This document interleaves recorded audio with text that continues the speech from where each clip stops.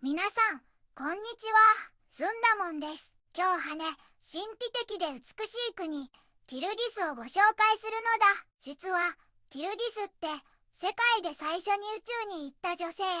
ワレンチナ・テレシコワさんと関係があるらしいのだ。そう、あの宇宙飛行士さんがティルディスの出身なんだって、驚きだよね。そんなティルディスから、今日は全部で5つのニュースをお届けするのだ。中でも特に注目なのが3つ目のニュースなのだ。ティルディス・アクシー地区で初の国際観光祭バルティルカン2025開催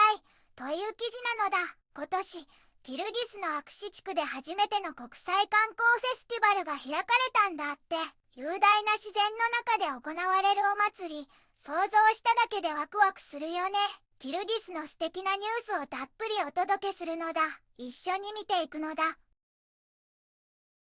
ティルディスは中央アジアの真ん中にある美しい山岳国なのだ。首都は活気あふれるビシュケクで、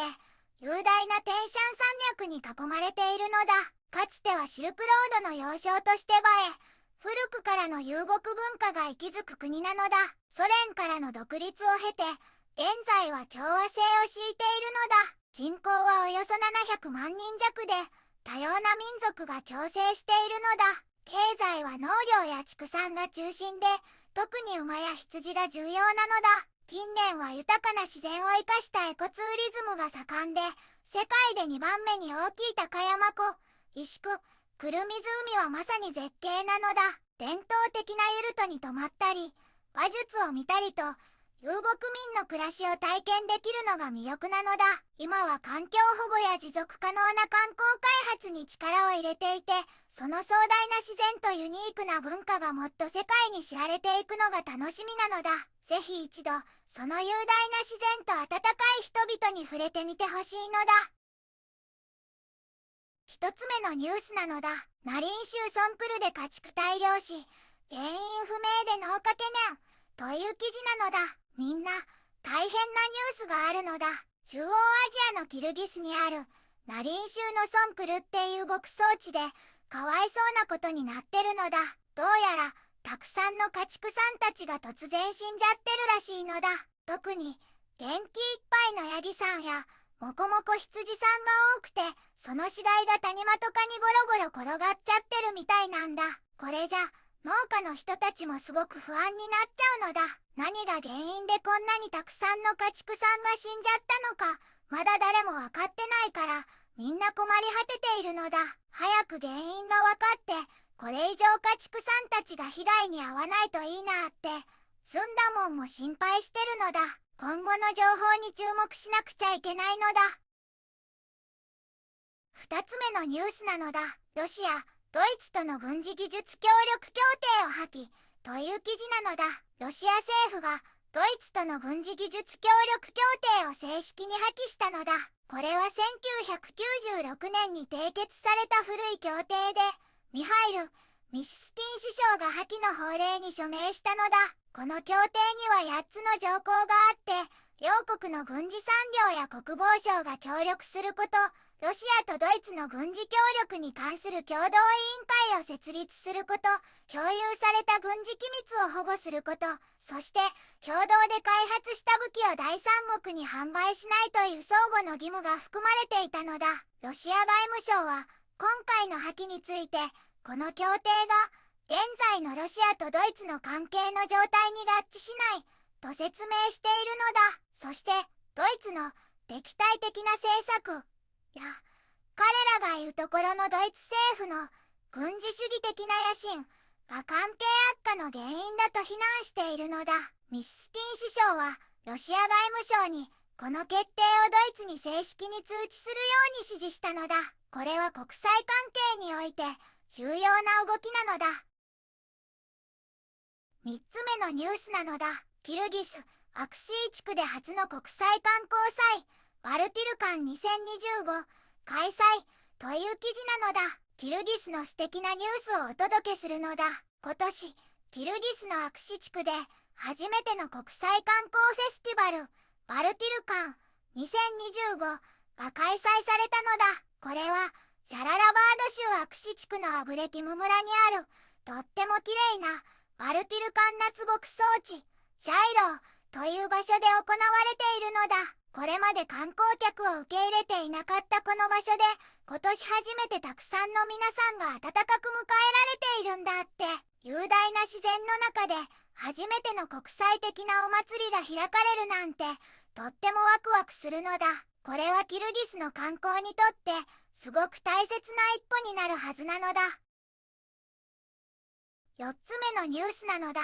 EU 対ロ第18次制裁発行という記事なのだ。EU の第18次対ロシア制裁パッケージがついに動き出したのだ。今回は個人18人と法人41が新しく制裁の対象になったのだ。個人ではモスフィルムの CEO さんやクリミア文化の副大臣さん、クリミア連邦大学の学長代理さん、それから PHOSAGRO の株主さん、前の領土開発基金のトップさんなどが名前を挙げられているのだ。なんと中国、インド、イランの国民の方も含まれているんだって。これらの人たちは EU に入ることができなくなってヨーロッパにある資産も凍結されちゃうのだ。法人の方は NPT、RUBIN とか AEROSCAN、LLC、POLYMER、JSC、モスクワ特殊機器機械工場なんかが対象になったのだ。ここにも中国やインドの企業さんがリストに入っているのだ。今回の制裁でロシアへの圧力がさらに強まるのだね。5つ目のニュースなのだ。キルギス、社会制度とインフラ改善を継続という記事なのだ。キルギスで社会の仕組みをもっと良くしたり、みんなが使うインフラをもっと近代的にする努力が今もずっと続いているんだってなのだ。これは労働省の第一副大臣であるアリザ・ソルトンベコワさんが7月17日にビリーンチ・ラジオっていう番組で話していたことなのだ。国内の社会施設の状態を良くしていくことや基盤となるインフラを新しくしていくことが大事な課題として進められているみたいで、今後の発展が楽しみなのだ。キルギスは雄大な自然と温かい文化が魅力的な国なのだ。初の観光祭開催や社会制度、インフラの改善など明るいニュースもあったのだ。一方で家畜大量死のニュースは心配なのだ。でもこれからも自然との共生や持続可能な発展を目指して素敵な国になっていくのをずんだもんは応援するのだ。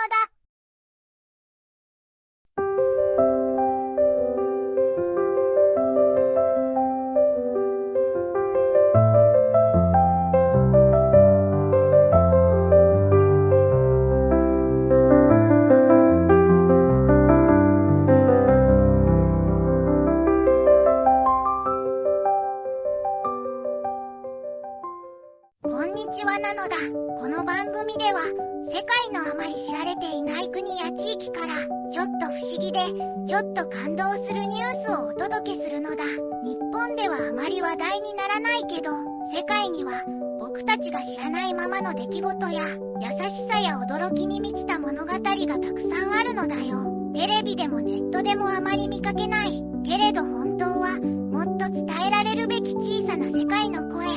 そんな声を僕と一緒に見つけに行くのだ。さあ、一緒に知られざる世界の旅を始めるのだ。